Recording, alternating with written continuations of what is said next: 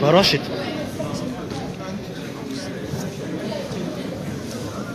Rashid, can you put the mics? Can you sort out the mics? Put one in front of Shab Qayyum and the portable one in front of Shab Ahmed. It's right in there, it's right.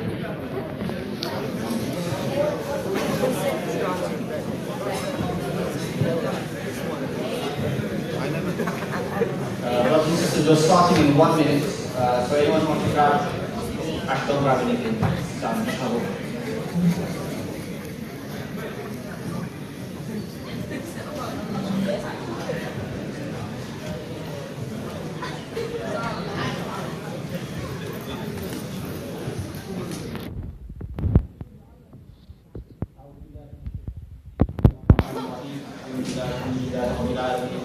والصلاة والسلام على رسول الله وعلى آله وصحبه ومن والاه. السلام عليكم ورحمة الله. Jazakallah khair for all the brothers and sisters for returning back. What we're going to do now is our Q&A session. So as I've repeated throughout, the Q&A session was going to be an unrestricted session. You can ask any question and anything that's important to yourself. This is a very unique opportunity in the sense that we have a few of our mashayikh here with us, Sheikh Abu Ahmed, Sheikh Abdul Qayyum and Sheikh Abdul Rahim Makati. All three of them here have a lot of experience that we can all benefit from, and it's such a unique position that we find ourselves in. Alhamdulillah, you guys have sent in a lot of questions. And I would like to start off now by saying that unfortunately we won't be able to answer every single one. We prioritize some of the more difficult and more personal questions in the sense that it affects a lot of us. But some of the other questions, apologies in advance if we don't ask the question. If we do have time, we will ask them inshallah. So without further ado, I'll get started with the first question. So the way the format will be, I'll read out the questions that have been asked, and then either I'll direct it if you want the Mashayikh to ask, answer, or they can choose amongst themselves.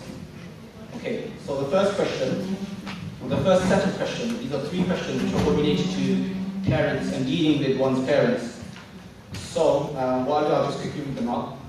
The first one, I think a sister or brother has asked, I haven't been able to visit my mother for over 20 years because I have no mahram. So the mother lives in a different country, except on 2 occasions.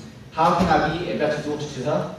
The second part, which is someone else asked in regards to parenting, was what happens to a daughter-in-law who doesn't show respect to her parents-in-laws, and how do you go about dealing with this? And the third part is, how can a daughter be good to her own parents if her own parents don't like her husband, if her own parents encourage her to be in difficult positions and difficult circumstances, they don't want to keep relations with him, and they encourage the couple to be in haram or mixed gatherings where there's a lot of sin going on. So I'll pass it over to English.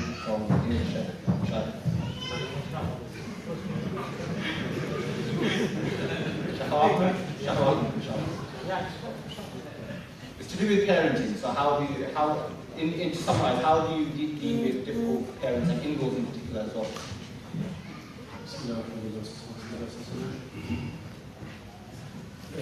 There is 2 angles of this question. Number one is the question come from the daughter-in-law or from the mother-in-law? This is a big difference. Sometimes you think that, okay, this question comes from who? So what the misunderstanding? The secondly, is it Sharia-wise or something really need counseling? Because this is something different. The first one said, one daughter said, okay, I couldn't visit my mother for 20 years because I didn't have a mahram. We say to this sister, Jazakallah khair, once you are married, I don't know, is she married? Or just because she's here, she doesn't have a mahram. She doesn't have a husband. She doesn't have a mahram. How she is living here alone? That's why I said, how come? Anyway, let us say she has a husband and he doesn't want to go with her to visit her mother. So it's not her responsibility. If she can call her mother, say, Assalamu alaikum, how are you? All this communication itself is beautiful, and the mother needs to hear that you are good, you are happy, you are safe. She will be perfect. If you can help her in any other way, just communication over the phone, send her if she needs some gift like this, is enough. But as long as you are obedient to your husband, and you are a good sister, good Muslim, there is no, of course, there is a duty to see your brother. If you said, I can't, inshallah, you will be forgiven, inshallah. But if you are here, there is no mahram here, that means you have to leave. I don't know why you are here without mahram. How come you are here without mahram? This is one. I don't know what was the second. Second question. Okay, my in-laws. In-laws, this Sheikh Al-Qayyum, he knows this very well. And we have decades for counseling, and this is not something to give an answer like that. It's not really simple. What we do, remember that Allah subhanahu wa ta'ala said that the duties toward each other here, our duties is what? If a husband and wife, Allah subhanahu wa ta'ala said there is love and mercy. What if the love disappeared one day, there is a dispute? Don't forget she is your wife, she is a Muslim sister. So don't forget the mercy. You have to treat her as a mercy. We talk about Ibrahim alayhi salam. When he was in Egypt, he said to Sarah, listen, this is a tyrant. I told him, Sarah, she's my sister, and you are my sister in Islam. So you have to fulfill the duties towards her as a sister in Islam. Same for in-laws. We said to the in-laws, please don't interfere your children's life. Advice from away. They will appreciate. Try to guide them. But don't interfere. They don't say, don't dictate. This is dangerous. And if your in-laws from both sides, daughter-in-law, mother-in-law, if they are a good Muslim and you don't like them, if you don't love them, this is hypocrisy. This is haram. One of the Sharia law is what? You have to love your brothers and sisters. There is no reason. I want to remind the mother-in-law, try to treat your daughter-in-law as you wish your daughter to be treated. The father-in-law, please treat your daughter-in-law as you wish how your daughter will be treated in the other house. Allah subhanahu wa ta'ala said, وَيْلٌ لِلْمُطَفِّفِينَ Jahannam, for those who, when I have a right, I want all my rights to be fulfilled 100%. But when they have a right upon me, compromise. This is not. It's haram. This is general advice. What's the third one? Third question was dealing with in-laws who are not practicing. They encourage mixed practice. One of the points we talk about Ibrahim alayhi salam, he said, فَجْعَلْ أَفْئِدَةً مِنَ النَّاسِ تَهْوِي إِلَيْهِمْ. One of the most important factor to make sure that your children will grow up in a good way, in a deen, in Sharia, make sure that his friends are really righteous. But our problem is what? It's not the friends, our relatives. Could be in-laws, could be my brothers, the nephews, the niece. These sometimes are not. My children are really good. I really do hard work to bring my children in a deen. Suddenly, my father, you must come to the wedding of your sister. But my sister's wedding is, a'udhu billah, mixed with the music, with the song. How can I take my children? And they come to ask, Sheikh, what should I do? You said, okay, don't let your children go. Tell your father, you are on the top of my head. I love you. Whatever you want, I can help. But I can't get involved in haram.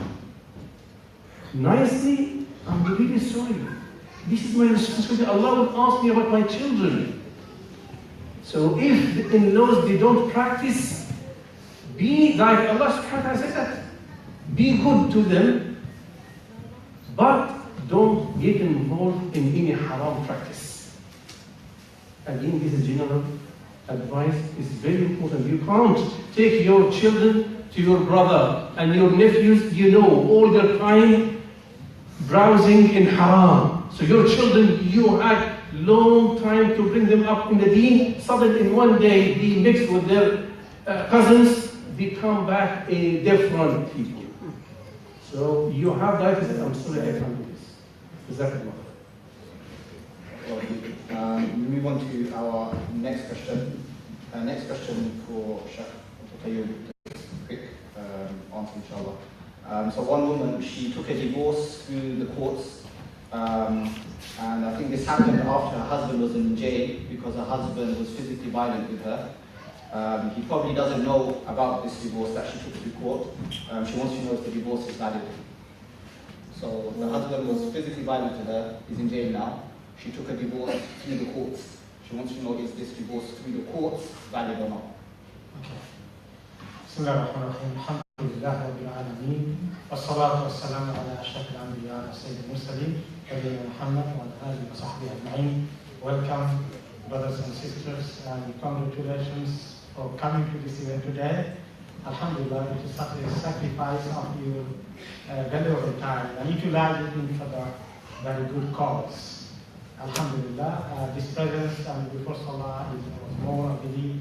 So that is a good sign from the younger generation to come to accept the people in their life more. Alhamdulillah, we all accept. This divorce issue in the court, in the civil court, is it considered in Sharia as divorce or not? Especially when sister applies. If the husband applies to the court, according to the scholars, it also considered as divorce in Sharia. Because husband is the authority holder and he uses it through the court, that could suffice the Sharia divorce as well. But if when sister, the wife applies to the court, then there is two situations.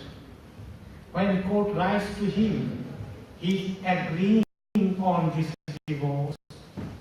He said yes, and he does his signature, that he's agreeing to divorce.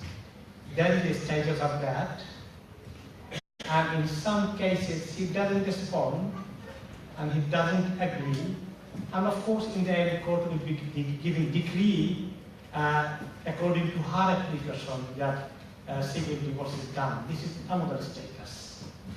When husband doesn't respond anything, only one way in the end court issues the decree of talaq, divorce. The scholars agreed this sister needed Sharia divorce from the husband. If he is not giving, is not cooperating, what she will do? She'll go to the Sharia council or any kind of wherever, couple of Sharia councils in UK now. But she needs to apply to them that I have got all the civil divorce. Now I need to get the Sharia one. My husband is not cooperating through the whole process. They will maintain the process and they will issue the Sharia divorce after completing that process. But if husband does signature, that he agreed with the divorce and court asked to him, and he said yes, he put his signature, what is the status of that? Most of the scholars agree that since he put the signature, it could be also considered as Sharia divorce. But some of the scholars disagree here, because he could be compelled to do signature, but his right is maybe denied. He could get back his mahar back if he is not, it's not his fault. So all this is not done through Sharia process. That's why his right could be denied here. So that may not necessarily making it is a Sharia divorce. The civil code one, even the without signature, to many scholars it is not done. Although Sharia Council UK accept this as divorce. But like Sheikh Haytham's European Council of Fiqh, they consider no, it is not done. Her Sharia divorce must be done through the process. I hope it didn't confuse you. Is it clear, inshallah? Okay, barakallah. Sheikh, for answering that question. So the third question would be for Sheikh Abdul Rahim. It's a long one, I want everyone to listen. Also, I've just been told that if there's sisters upstairs who are speaking, can you just quiet them down? And also, if you have any children with you, ideally, can you take them outside? So the question goes as follows. Due to difficulties during a marriage proposal, a brother and I, we made the mistake of relying upon ourselves instead of Allah. So we met over time and eventually we ended up committing zina. As a result, I fell pregnant and in our confusion, I decided to abort the baby. It has now been 2 weeks since this incident. I am full of remorse due to this. I used to always pray for a righteous child, and a pregnancy is a blessing for a few people. Me and this brother have ended all of our contact. My biggest fear now is deceiving a righteous man who does not deserve a sinner like me. I feel Allah will take away my blessing of having more kids, and He will test me with a horrible spouse as a punishment. I cannot pray as I am still recovering. My iman is also very weak. I have suicidal thoughts and fear the day my unborn child will ask me why I did this. Can I ever be forgiven? Should I seek someone else in the future, or do my best to make it right with this brother? Please help me. I am so lost. So this question has various facets. Inshallah. Bismillah, alhamdulillah, wa salatu wa salam ala rasulillah wa ala alihi wa sahbihi wa man wala wa ba'd. Before speaking about what the sister and the brother got into, I'd like to speak to the parents who, in many cases, they are at fault for causing these type of relationships. Because the parents nowadays have become, try to put it in a nice term, the enemies of their children. This is the nicest way I can describe it, because they make marriage very, very difficult. In fact, they make marriage almost impossible. So this is the outcomes. As parents, you need to understand that this is what happens behind the scenes. Now this father, this mother, they might not know that this is what their daughter got into, but this is what she got into because, obviously it was a weakness in her faith and mistake on her part. It's not all the parents' fault, but this is the start of it. The start of it is that she wanted to get married, okay? And I don't know the situation. Maybe it wasn't a good situation for her, we don't know. But generally speaking, I'm saying that we have a problem making marriage too difficult. And from the problems is cases like this come to us time and time again because we make their marriage difficult. Therefore, we need to have a revolution amongst our communities and our ummah where we start making marriage easy, like it was during the time of the Prophet ﷺ.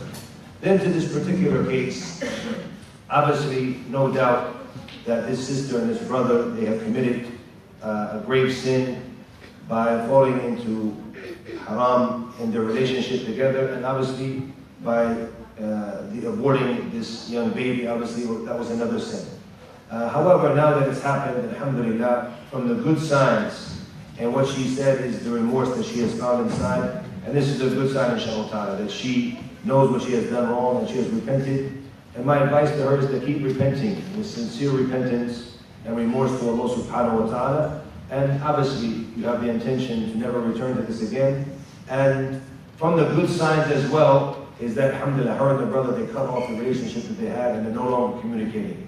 So alhamdulillah, this is a good step and a good sign. And what she needs to do is to keep continuing in her tawbah and her repentance to Allah subhanahu wa ta'ala, asking Allah to forgive her and asking Allah to bless her with a pious husband in the future and with pious offspring, inshallah ta'ala. And the issue of the suicidal thoughts, we need to have personal dhan with Allah subhanahu wa ta'ala, have good thoughts when it comes to Allah. We know that Allah subhanahu wa ta'ala, when He told us, قُلْ يَا عِبَادِيَ الَّذِينَ أَسْرَفُوا عَلَى أَنفُسِهِمْ لَا تَقْنَطُوا مِنْ رَحْمَةِ اللَّهِ إِنَّ اللَّهَ يَغْفِرُ الذُّنُوبَ جَمِيعًا إِنَّهُ هُوَ الْغَفُورُ الرَّحِيمُ. This amazing ayah. This amazing ayah is that, oh, my servants who have transgressed amongst themselves, do not despair from the mercy of Allah. Allah indeed, He forgives all of the sins. Jami'an, all of the sins. Indeed, He is Al-Ghafur Rahim. So alhamdulillah, the doors of tawbah are open. If you're sincere in your tawbah, and you're serious about your tawbah, and follow this up doing as many good deeds you can, I would recommend cutting ties with the brother. If both of you made tawbah and there's a way for you to get married properly, then to the parents, alhamdulillah. If not, then cut all ties, repent to Allah subhanahu wa ta'ala, and ask Allah to give you better inshallah in return. Allah understand. I think just the other part towards discussion, because it's very common for quite a lot of sisters and brothers. Does she have to tell any future spouse about her past, or should she not tell about her past? Yeah, this is obviously it's his right to know this, obviously, and this is a very touchy thing, and that's why she has to be careful about who she marries. But also, I want to say to the brothers, a lot of our customs, we're into the issue of, we're getting married to a virgin and this and the first one. That's something obviously from the Sunnah, no doubt. But if a sister's made Tawbah as one, she comes to you and she tells you, first thing you cover up for her, don't expose her sin. And then after that, you make the choice. You make the choice if you're going to what?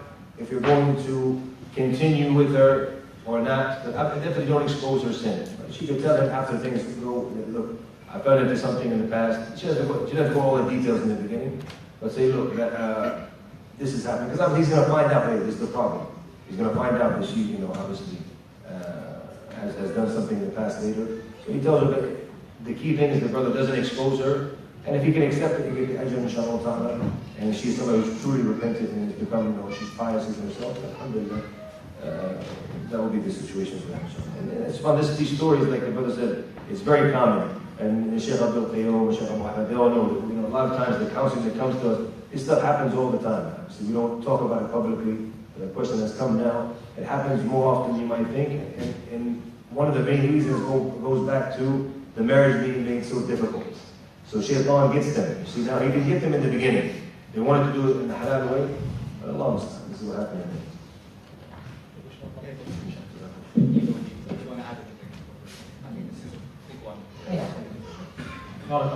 This is a very important issue we are discussing now.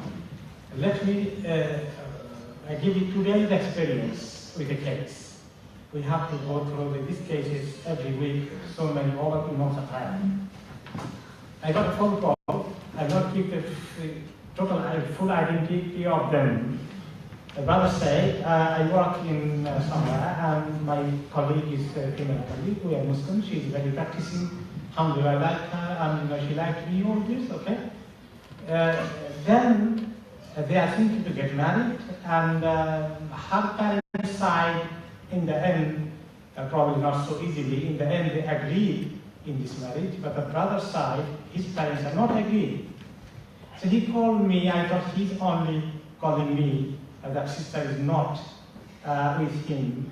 So he was answering, it's a difficulty, my parents are saying no, and her parents are okay. Can I marry her in this? Do you think any hikmah, wisdom in my parents is stopping this? What I do? Is there consent for me is must, essential in Sharia, all this? So I thought I'm giving advice to him only. Then I say, well, your parents' consent is very good. You try your best to get it. But in the end, if you did not get, it is not must, essential for you. But if it is her parents, her wali for a sister is very important. But in this case, her wali is agreeing, is maybe considerable. In that case, you fail in the end, and you think the parents will be agreeing. What I would still say is try and pass with them. Then he said, if I do, is it good?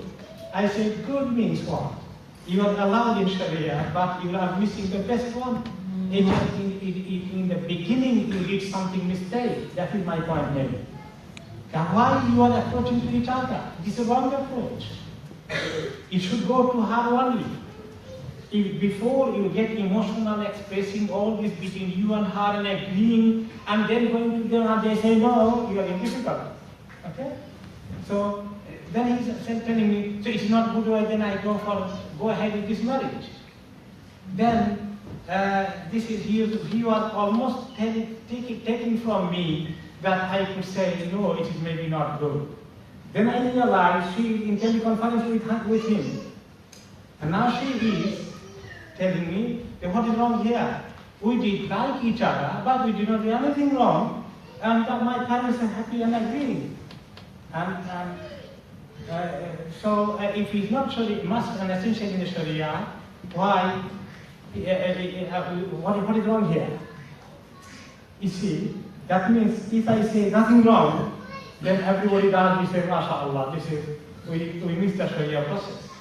But if I say, what you study, it is wrong, that he will find an excuse, I've understood later, he found an excuse to say to her, no, so since my parents are not agreeing, will not get married.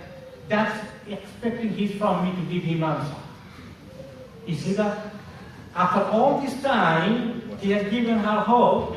I don't know how long it is. Now he gets the answer from my mouth to tell her, see, Imam said, it's not good to marry you. And she is telling me almost, why Imam, you don't tell her that he must marry me?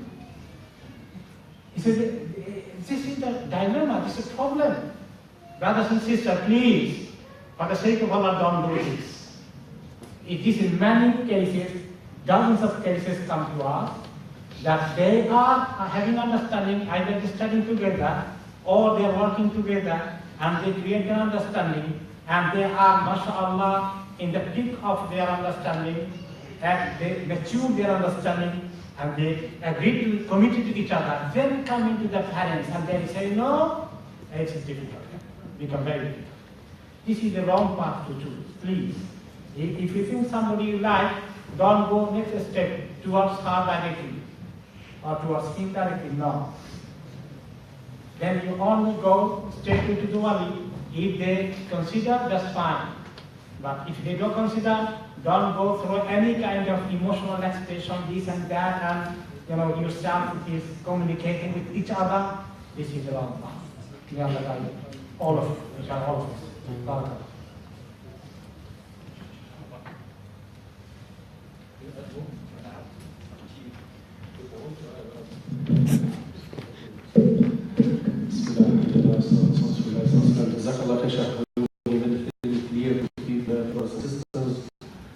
I would like to again elaborate what Sheikh Abu said.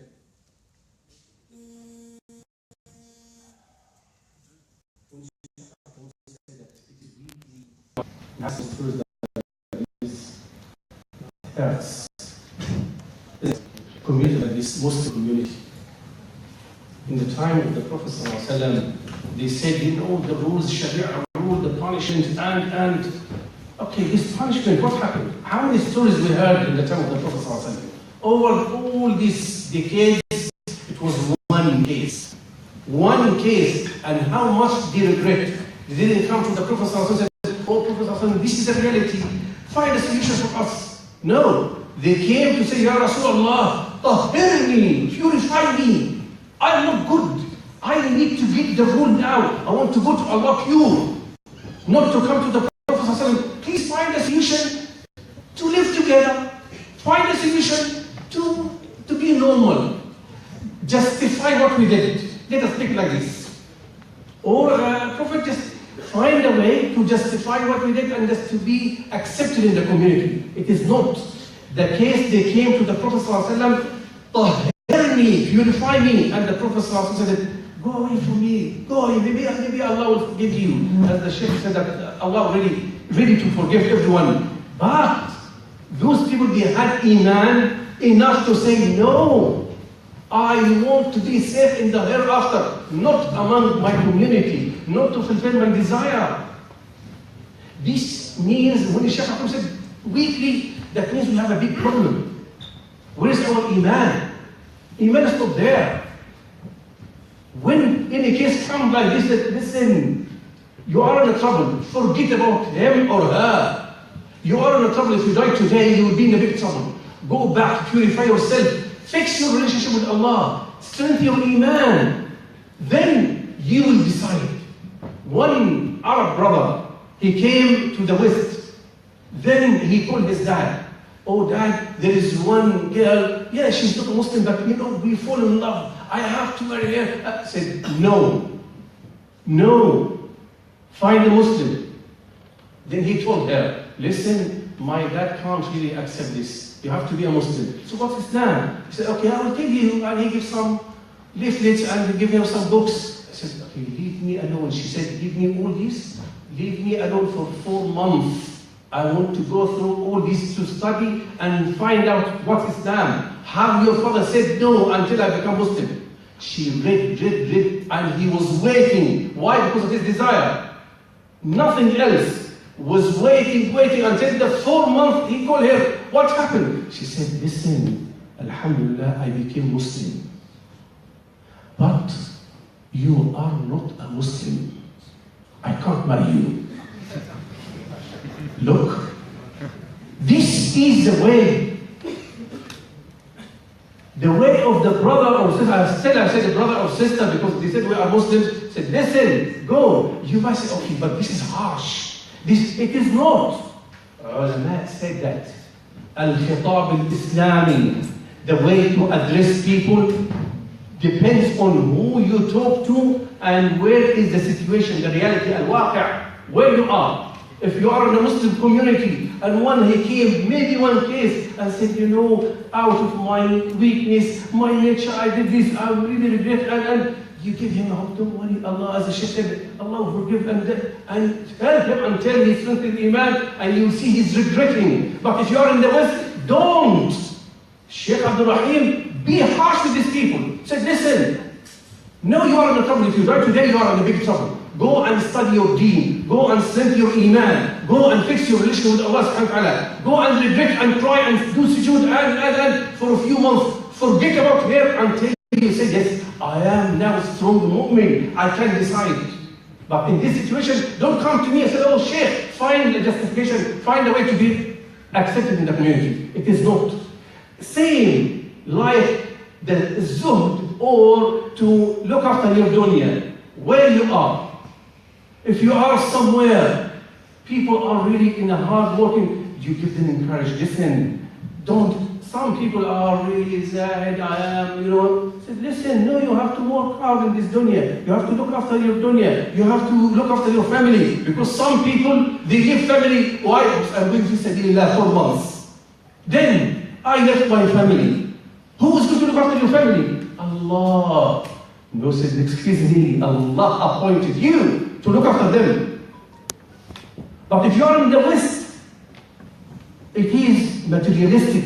It is capitalism. It is everyone after money. You said, listen, people, where is your time for Allah? Where is your time for deen? You'll find the brothers, the people here in the West, working from 7 till they come back home at 9 o'clock. Where is the time for your deen? When you going to the Quran? When you going to study your deen? When you going to strengthen your Iman? So no. Here in the West, you have to be on the opposite side. That's why the difference between Jew and Christian. Jew, materialistic. Look after the dunya. Christian at the time, they were only rahib, monks. Quran came and he made a balance. Go and read the last few verses in Surah Al-Fath.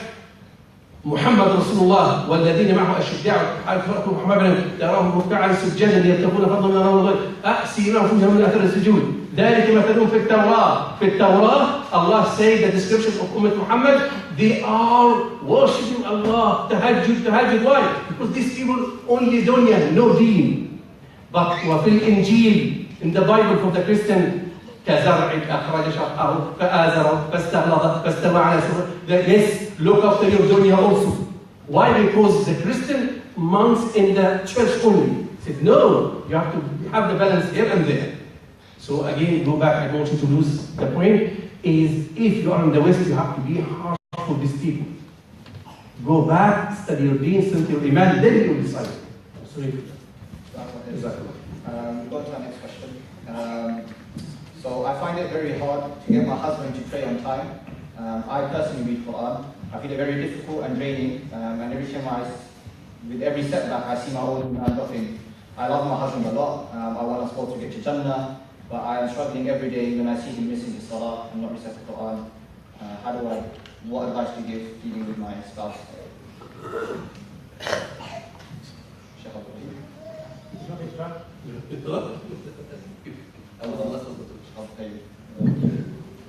he doesn't pray at all, or he's lazy sometimes.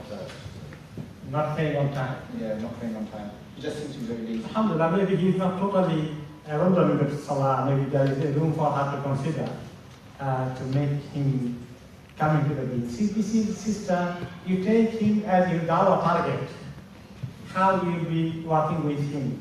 You just to be, harsh on him or blaming him, criticizing him, it will be not very good way. What Allah subhanahu wa ta'ala said, Udu ila sabili rabbika bil hikmati wal maw'idati hasana. They invite to the path of your Lord with what? With hikmah, with maw'idah hasana, with some sort of, using your intellect. How you can invite him, how you can talk to him, motivate him with a good speech. If you are angry, why you don't pray? I don't like you. This will not help. Make him more angry. He's going to the side of shaitan more. So you have sabr, and same time don't give it up. Motivate him, encourage him, as some sort of, and reward him, mashallah, once he's doing something good. And maybe, it is long time, test of his sabr as well. Sometimes we can't even easily do sabr. We do have, mashallah, good way of talking when in the outside, anything wrong, wrong with authority. So we talk very nicely, politely. But when within the family member, it could be husband, wife, could be parents, children, whatever. We try to use our authority. So still, it is doubt. Even you can do good dawah to your husband. But don't give it up. Don't give it up. Inshallah, if you try your best and you make dua to Allah subhanahu wa ta'ala, your dua will be listened to Allah. Because you are practicing and you are well-wisher of him. So you sincerely do dua. So you are well-wisher. You are not to blame anyone. You are not only critic of him. You are well-wisher. Let him know that how much you care for him. Your behavior, the way you talk to him, still don't lose that manner. All these, a good hikmah, is a good sunnah, is good adab of the dawah we need to maintain. And I'm confident Allah subhanahu wa ta'ala will be sabr and patience, and your passions, Allah will give you good result very soon, inshallah. Next question.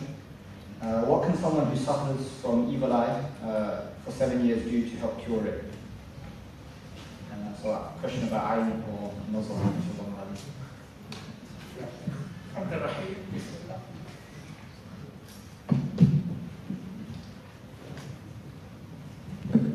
Bismillah ar-Rahman ar-Rahim. First of all, we ask Allah subhanahu wa ta'ala to cure them. And obviously, we would need to know what they've done for 7 years. Have they done proper ruqyah? How do they know that it's evil eye as well? Is it an assumption, or is it something that they know for sure? It's not something you can actually know for sure because it's something from the unseen. So, it seems that they've been afflicted by the evil eye, or perhaps they've been to a qari, a raqi who's a trustworthy one who influenced the raqi according to the Quran and the Sunnah, and they say that it seems that you have been afflicted by the evil eye. Also, I want to point out before that is that many of the people who don't have tawfiq in their life in general, a lot of times they blame it on the evil eye. So even though the evil eye, as the Prophet ﷺ said, al-aynu haqq, that the evil eye is a reality. And it's one of the most things that enters the people into their graves. It kills the people, as the Prophet ﷺ said as well. However, many times in the days we live in, people always want to blame their failures and their shortcomings on evil eyes. So we have to know. So like I said, I can't really say 100%. I don't know the situation of this individual or what they've done for the 3 years. But general advice will say, obviously, what you need to do is look at yourself. Anybody who comes to us and they have these issues, it's always important that you focus on your ibadah. What is your relationship with Allah subhanahu wa ta'ala? What is your relationship with the Quran?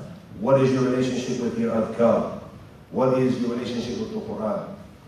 And the cure obviously is going to come through these things. So if you're weak when it comes to your salat, you're weak when it comes to your dua, your adhkar, then you can be afflicted with the ayn and many of the other things from jinn and what have you. You have to be very careful.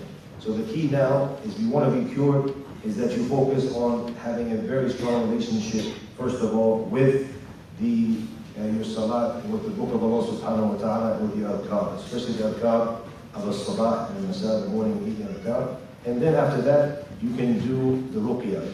And the ruqyah, you can do it yourself, or you can go to somebody who's specialized. And the best way to do ruqyah, and believe it or not, it's actually very easy, because the ayat or that we use for ruqyah, all of us know. What are some of the strongest ayat for ruqyah? Who can tell me? The strongest ayat for ruqyah. And mu'awwidhatain. Who doesn't know? قُلْ أَعُوذُ بِرَبِّ الْفَلَقِ and قُلْ أَعُوذُ بِرَبِّ النَّاسِ. All of us know, alhamdulillah. What else? Surah Al-Fatiha, Ayatul Kursi. All of these things we know it. So the good thing is you start by yourself. Also, you can go online and they have different qaris. Make sure you ask somebody who knows, a qari who's good, and you can listen to some of the ruqyahs as well and constantly listen to it. You can obviously use different things like ruqyah water.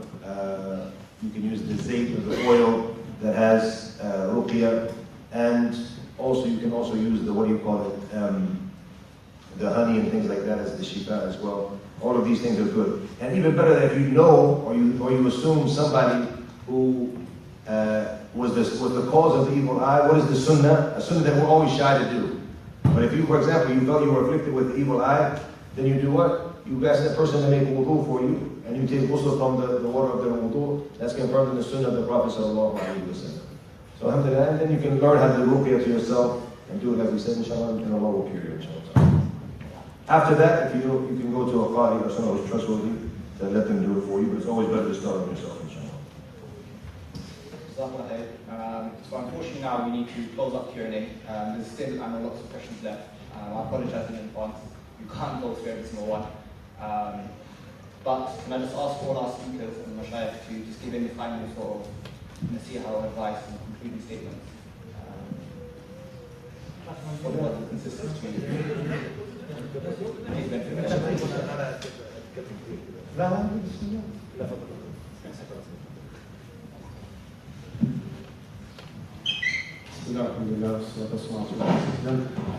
Very quick, I will start with Sheikh Abdul. He gave a very good advice for the brothers that if you want to do ruqyah, do it yourself, and is the most efficient one is yourself. Who is the best one in this ummah? The best mankind, not only in this ummah, the best mankind ever. Who's he? Rasulullah sallallahu alaihi wasallam, Muhammad Rasulullah sallallahu alaihi wasallam. One day he saw his nephews, children of Ja'far, rahmatullah alayhi, shaheed. Ja'far al-Tayyar, he became shaheed, and his children, he found his nephew very weak. Then he asked, how come my nephews are really weak? Don't you feed them? Then he said, Ya Rasulullah, tasbiq ilayhim al-ayn. The evil eye just really quick to them, very fast. What he said, irqih, do ruqyah for them. Rasulullah sallallahu alaihi wasallam, if he's there, do you think if the Prophet sallallahu alaihi wasallam is around, can anyone accept any ruqyah except for Muhammad sallallahu alaihi wasallam? He's the best man. But he did irqih, that means the power in the ruqyah itself, in the ma'udhateen, not in this or that. Although Muhammad sallallahu alaihi wasallam, he is the blessed man, whatever he do can do, and lost story in the seerah. But he want to give us a message that it doesn't matter who's going to do the ruqyah, and you are the best one. The second quickly message is for in general. I will take them from Agil Ibrahim alayhi salam. Ibrahim alayhi salam, he said that for his children, and Yaqub also his grandson, he said this for his children, and all of us will memorize this. If you ask the people who fall in sin, you said that وَلَا تَمُوتُنَّ إِلَّا وَأَنْتُمْ. No, I can't hear you. وَلَا تَمُوتُنَّ إِلَّا وَأَنْتُمْ. See? That means don't die except you are a Muslim. Anyone can say, excuse me, you asked me to die with the heart. It's not my hand. However, okay, listen. If the doctor said, listen, you are at risk, avoid the sugar, otherwise you're going to die. What are you going to do? You will be conscious all your life. Why? Because you know, if I did this, I will die. So you will be all your life conscious. Same, the point is not to say, listen, you must die as a Muslim. No, he gives you the message that Be conscious all your life. Don't fall in the sin. Watch Allah subhanahu wa ta'ala. Fear Allah subhanahu wa ta'ala all your life, because you don't know when you're going to die. If you die now, are you a Muslim? Are you submit yourself? Are you fearing Allah? This is the way, this is the message. If you submit yourself, if you are watching Allah all your time, then you will die as a Muslim. The second point is what? Because I forget this to say to Ibrahim alayhi salam, he gave a message. Sometimes we have some friends, and tell you why we say friends, righteous people should be around you. Because some people, you want to be good, but some people come to advise you. Oh, come on, man, let us do this transaction. It's haram. Don't worry, everyone does it. Oh, come on, let us buy this phone. Let us do this. Yeah, haram. No, because Ibrahim alayhi salam, what happened? Iblis came to advise him. And he told him, why you go to slaughter your son because of a dream? What did he do? Did he listen to him? What did he do? He stoned him. If you find any friend like this, don't stone them. Desert them. This is the only way. Find righteous people who could really help you, and anyone like that, avoid, run away from him. And may Allah subhanahu wa ta'ala grant all of us, the righteous people, to be around us. May Allah subhanahu wa ta'ala grant this ummah the guidance, and all of us a sincere tawbah before we die. Walhamdulillah Rabbil Alamin. Jazakumullah khair. I can take from Sheikh Abraham's last point that if you have the friends, I advise you have the friends, but good friends. Al-mar'u ala dini khalili. Al-mar'u ala dini khalili. So a person is on his friend's deen. If your friends and you have a good deen, mashallah, you will have a good deen. If your friend is not practicing and you make him friend, then you will be influenced by him very soon. As he said, he will be giving you all this waswasa. Okay? Now, two things are very dangerous for our younger generation. Although it affects the older generation as well, the senior, juniors, everybody. The one who said already that the friends influence in the life, to be together with good people, we are always with the truthful people, with those who are like us.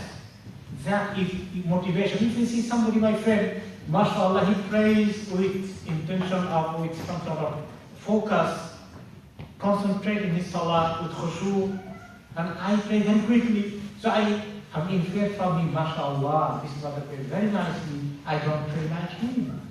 You see, straight away you learn, you are motivated. This is one thing, good friend. And the second issue I'd like to warn you from this social media, this technology we have in your hand. Either it is in internet, any form of a tablet or a computer, mobile phone. Mobile phone is the biggest threat of this era. Subhanallah, this very young one cannot sit down 5 minutes without this, using these fingers. And now coming to the other people who are not very young, very kids, they are mature people, they are also busy with this. Even subhanallah, many complaints comes to the imam's offices. Husband is complaining about his wife is complaining. Most of the time, wives are complaining about their husband. Because husband is busy with computer, busy with social media, busy with Facebook, busy with WhatsApp. And continuously, as some of the scholars say, WhatsApp is WhatsApp. Same doggy. Okay? People used to say, don't believe in this country. What is it? Weather, work, and woman. Okay? Nowadays, 2W is a problem. 1W is WhatsApp, other W is WhatsApp. So they are from the same group. Okay? So, subhanAllah, many of the people, when the whole day working outside, came home, now busy with his computer, busy with his WhatsApp, busy with his Facebook and all this. And through Facebook, through all this, many families are affected. Many marriages are breaking. Many marriages are breaking because of this Facebook and this kind of social media. So I know this technology is very useful, giving us opportunity of discovering so much knowledge, even positive one. But be careful, it is a big tool of shaitan as well. So have most of the times yourself, don't forget reading the books. Kitab, Iqra. This is the first thing, review. Al-Kitab, Al-Qalam, these use. So still use book. Don't rely totally on this media. When I see sometimes my children are using only the internet, studying for the exam, I say, why do you read book? Why don't you read from the book? People have given up the reading, given up the books. Even Quran you read from the mobile. Why? I know it is allowed, I'm not telling it is haram, but you make a relationship, because if you open the Quran, if you read the book, there is no waswasa there. But if you open the mobile phone, there is huge waswasa there. So this is my advice, especially for the younger generation. Please spend time with good people's company, spend time with your parents, spend time with your brother and sister. Don't only come here having your lunch or dinner, close the door, and you are busy with your computer. You don't have any time spending with parents, with your younger brother, sister, with your older brother, sister, family or relationship. Live with human being. Don't live with the computer, with this technology always. May Allah subhanahu wa ta'ala guide us.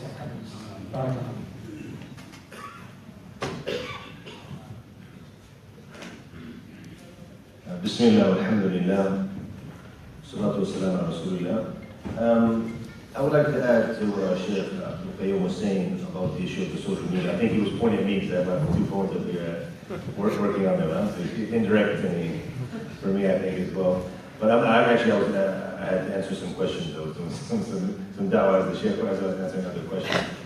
But I will say, even myself, that I went through the stage of addiction, because it's reached now, the level of addiction that people have to the phones, it's almost like a drug. In fact, so if you would, like he said, the kids have to have their fingers moving. If you were to take it away, you're going to find them to start shaking like the heroin addict, And then as soon as he sticks the needle and gets the heroin, he relaxes. So you'll find that the people now, the hands will start to shake. Even in the salat, what do? It's like, he touches his pocket to say, Habibti, I'll be right with you. I'll just a few more minutes. And then he's just to make sure that it's just that comfort. And as soon as he finishes, he doesn't even make adhkar anymore. We left the adhkar straight into the pocket. Okay? So, similar things. I want to tell you something. If you want to be somebody who is successful and somebody who is a leader, the creators of these devices, who we spend all this money and all this time on, did you know that Steve Jobs himself and the leaders of Apple, that they only allow their children 20 minutes a day on the iPads? They created these devices for us to make money, and their own children, they only allow them 20 minutes a day on these devices. Why? Because they know that leaders are readers. What Sheikh Abdul Qayyum said, the issue of the book. And having a relationship with the book. If you want to be somebody who's successful, then you have to read. I was mentioning earlier in the lecture I had at the other conference earlier an amazing statistic. There was a young man, he said, I want to be a millionaire. This was one of his goals in life, to be a millionaire. How many of the young guys here today would like to be a millionaire? Any of you? Like a few $1 million? Right away, inshallah. Don't be around the bush, he's my driver, he's the one driving me home too, so I'm happy to hang out with him, mashallah. Entrepreneur. That means I want to eat well tonight, inshallah. Bismillah. The rest already millionaires. Mashallah, that's what it says. This man, he said, I want to be a millionaire. So if you want to be a millionaire, the best way is to what? Hang out with who? With broke people? With millionaires. So he said, I'll hang out with him, and he wanted to study. What is your secret? And so when I mentioned this with the story of Abdullah ibn Amr radiallahu anhu, when he saw the man, he said, people will come from Ahl Jannah. A man will enter now from Ahl Jannah. So he went and he stayed within his house for 3 days. What is his secret? What is the secret ingredient that he has that made him from the people of Jannah? What is he doing?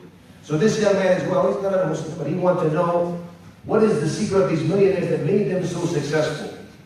So he said, over a 30-year period, he said, I sat with 1,000 200 millionaires, more than 1,200. And he did research, each one he sit with them.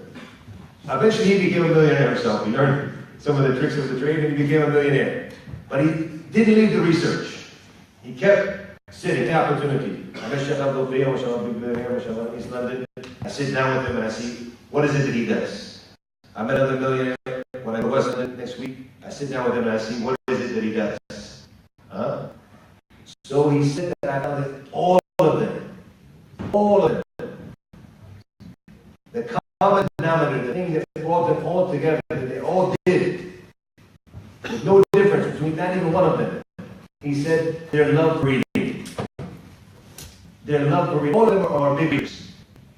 In fact, if you look at one of the most successful businessmen of our time, and actually is one of the most, when it comes to investing, being an investor, is Warren Buffett. He's a billionaire, not even a millionaire, a billionaire.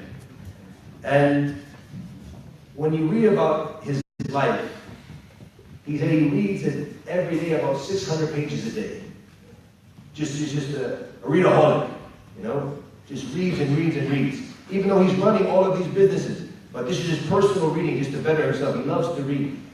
So the issue of reading, my dear brothers and sisters, we need to revive it in our lives and our households. And we need to be leaders when it comes to our devices. I tell you, it took me time. You know, take off the notifications. If you get a notification, the only notification I have now is from Apple or something, and then the Salat. I don't get any other notification. And I don't want it either.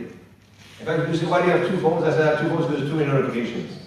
So the other phone, with all the notifications, so I don't get them, except for maybe once a day. Because if you're busy, all these notifications popping up, even professionals, trainers, they say, if you want to be successful, take away the notifications. Notifications is for losers. If you want to know every second it pops up, then you're going to be a loser in life. You're always going to be a follower. But you have your devices, you benefit from them. You make the devices benefit you, not control you. You control the device.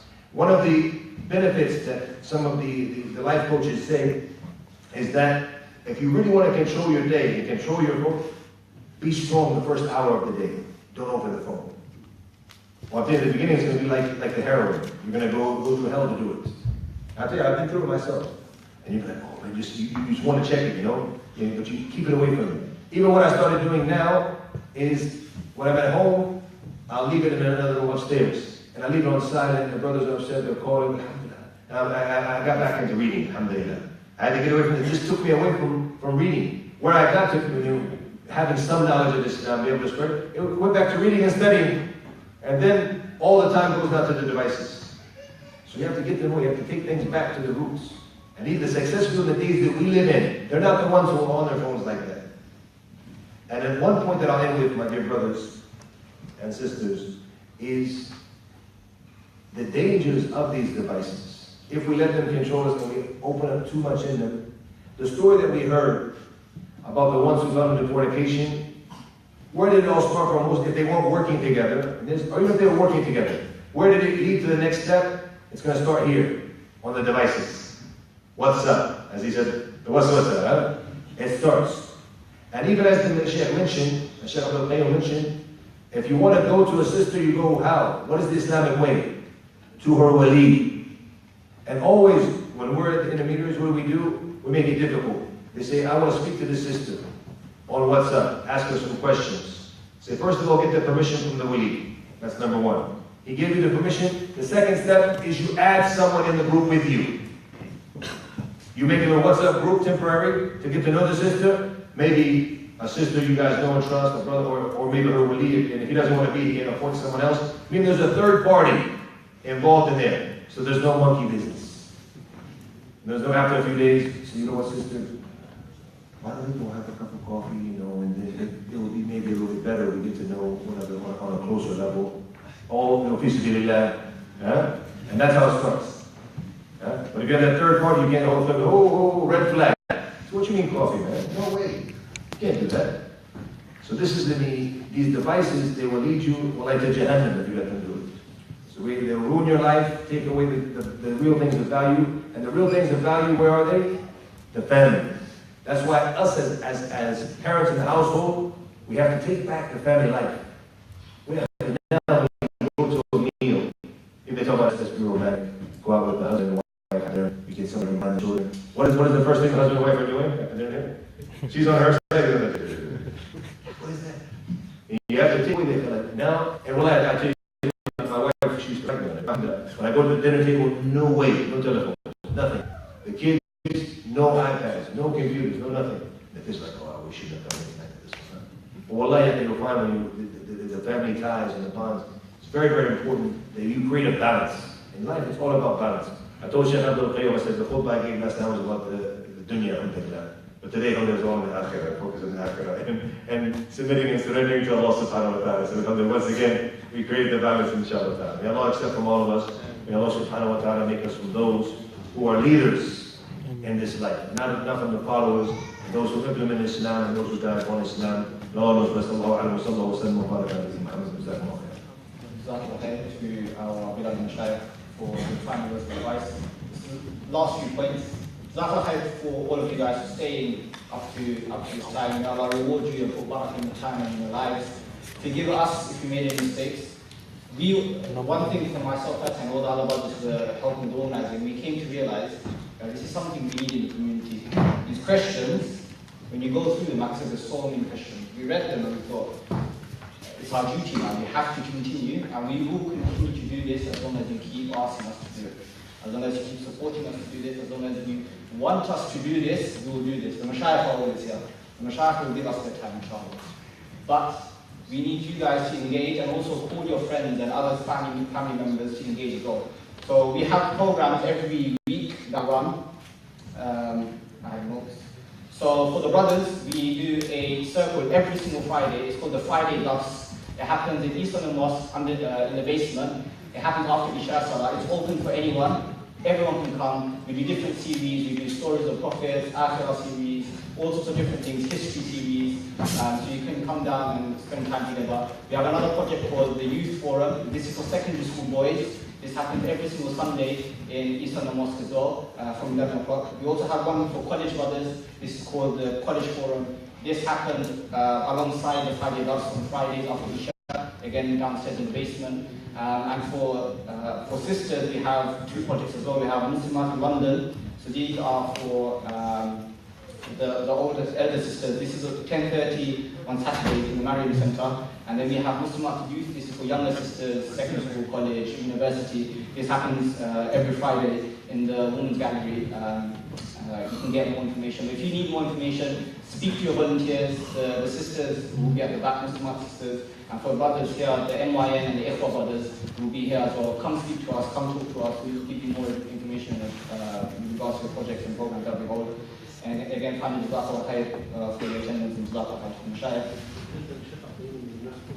Yeah, and also, Sheikh Abdul Qayyum is in the masjid, as well as the other Mashayikh and the other Imams, and Sheikh Abdul Ahmed. So, if you need advice on all of these questions that you have, seek advice. This is one of the best masjids to come to when it comes to seeking help and advice. And it is a massive rahmah and a blessing that some of us we don't utilize properly. Jazakallah khair, subhanallah wa bihamdihi, ashhadu an la ilaha illa anta, astaghfiruka wa atubu ilayk. Assalamu alaikum.